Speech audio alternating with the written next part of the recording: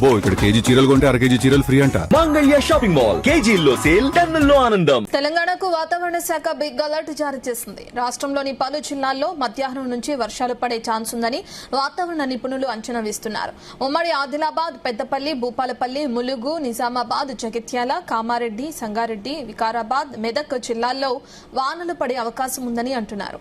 కాగా రేపటి నుంచి భారీ వర్షాలు కురిసే ఛాన్స్ ఉందని, ఇదే పరిస్థితి ఈ నెలాఖరు వరకు కొనసాగుతుంది అని అంటుంది వాతావరణ శాఖ.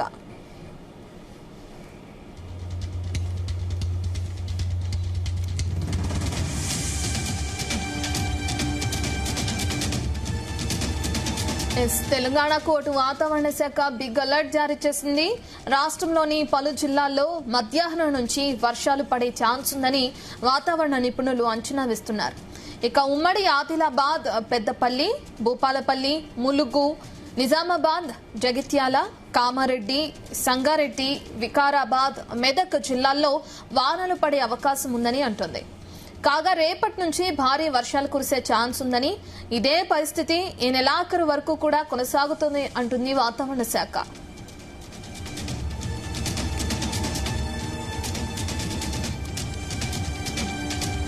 పూర్తి డీటెయిల్స్ మా ప్రతినిధి యాకేష్ అందిస్తారు. యాకేష్, ఈరోజు మధ్యాహ్నం నుంచి వర్షాలని చెప్తున్నారు వాతావరణ శాఖ అధికారులు.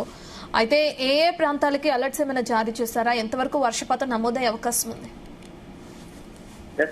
Good morning. తెలంగాణ వ్యాప్తంగా కూడా ఇవాళ భారీ వర్షం కురిసే అవకాశం ఉన్నట్లు వాతావరణ శాఖ చెప్తా ఉంది. ప్రధానంగా రాష్ట్రంలోని మధ్యాహ్నం నుంచి కూడా ఈ వర్షాలు పడే ఛాన్స్ అయితే ఉన్నది. ముఖ్యంగా ఉమ్మడి ఆదిలాబాద్, పెద్దపల్లి, భూపాలపల్లి, ములుగు, నిజామాబాద్, జగిత్యాల, కామారెడ్డి, సంగారెడ్డి, వికారాబాద్, మెదక్ జిల్లాల్లో వర్షాలు పడే అవకాశం అయితే ఉంది. రేపటి నుంచి కూడా భారీ వర్షాలు కురిసే ఛాన్స్ అయితే ఉంది. ఈ వర్షాలు వాటి నుంచి ఈ నెల లాస్ట్ వరకు కూడా వర్షాలు ఉండేటువంటి పరిస్థితి అయితే ఉందని వాతావరణ శాఖ చెప్తా ఉంది. ప్రధానంగా ఉత్తర ఈశాన్య జిల్లాల్లో కూడా తేలికపాటి నుంచి ఒక మోస్తారు వర్షాలు పడతాయని వాతావరణ శాఖ చెప్తా ఉంది. ఉరుములు మెరుపులతో కూడినటువంటి వర్షాలు పడే అవకాశం కూడా ఉంది. అలాగే గంటకు 30 నుంచి 40 కిలోమీటర్ల వేగంతో కూడా బలమైనటువంటి ఉపరితల గాలులు వీస్తాయని చెప్తా ఉంది. వర్షాలు కురిసే సమయంలో నగరాలు, పట్టణాల్లో వాహనదారులు జాగ్రత్తగా ఉండాల్సినటువంటి అవసరం అయితే ఉంది.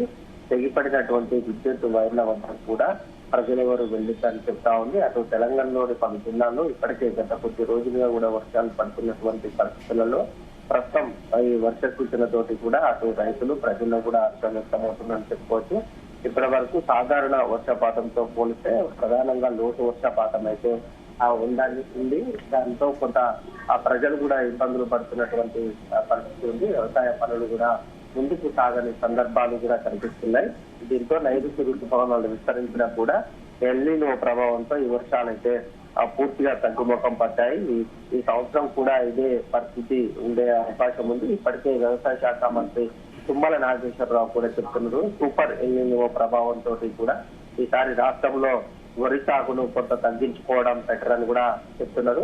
ఏదైతే నీరు ఎక్కువగా లేని పంటలు ఉంటాయో, చిరుధాన్యాలు, పప్పు దినుసులు, అలాంటి పంటలను సాగు చేసుకోవాలని స్వయంగా వ్యవసాయ శాఖ మంత్రి తుమ్మల నాగేశ్వరరావు చెప్తున్నటువంటి నేపథ్యం ఉంది.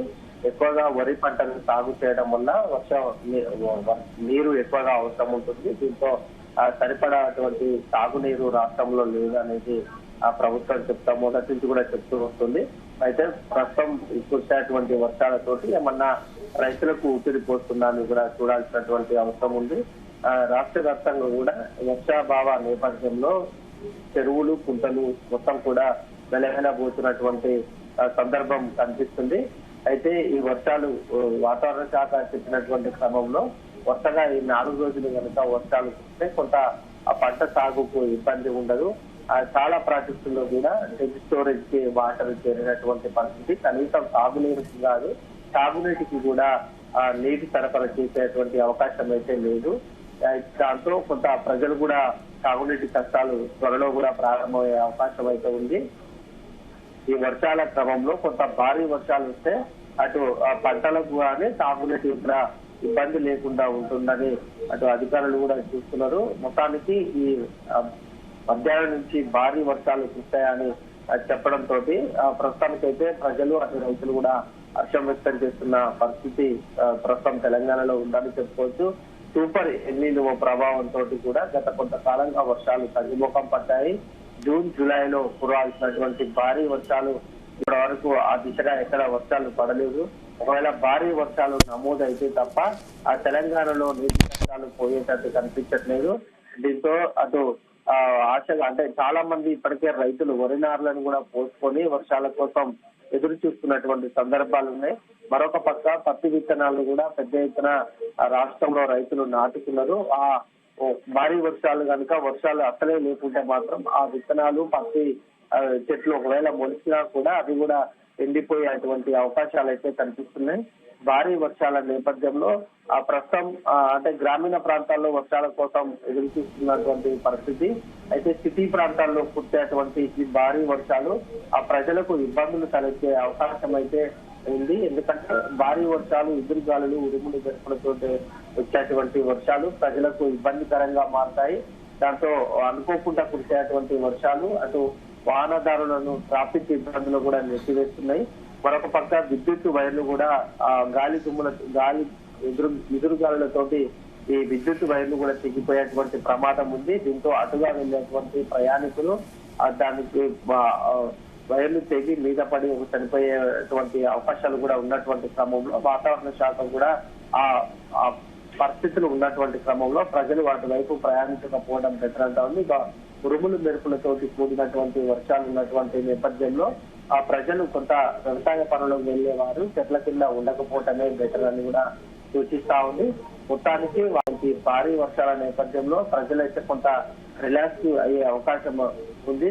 తాగునీటికి కూడా ఇబ్బందులు రాకుండా వర్షాల కోసం రైతులు కూడా ఎదురు చూస్తున్న పరిస్థితి ప్రస్తుతం తెలంగాణలో ఉందని చెప్పుకోవచ్చు Ratna. Okay, thank you Rakesh.